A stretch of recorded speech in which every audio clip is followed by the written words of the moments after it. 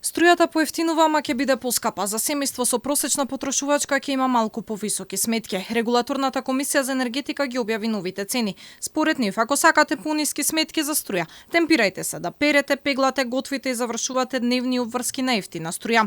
Повторно има поскапување во трет блок, каде спаѓаат домаќинствата кои трошат од 631 до 1050 киловат-часови месечно. Поевтинување има во прв блок, а цената во вториот блок и цената на ефтината тарифа останува иста.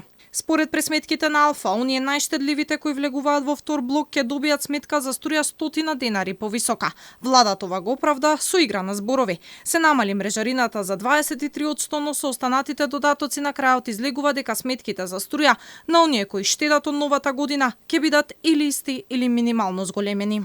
Со самиот факт што имаме ефтина тарифа од 13 до 15 часот, дополнително голем број на домаќинства ќе ја префрлат потрошувачката во ефтината тарифа.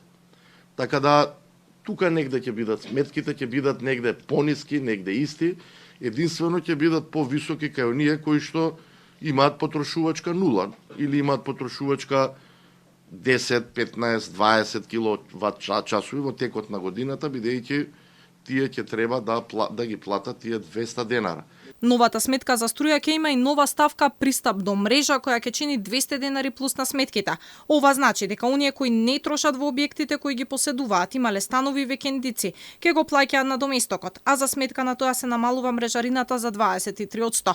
Според Бислимовски, овој пристап донел да нема енормно покачување. За да не ја влошуваме финансиската состојба во општините, во делот на јавното осветлување, бидејќи таму има мерење само на електрична енергија,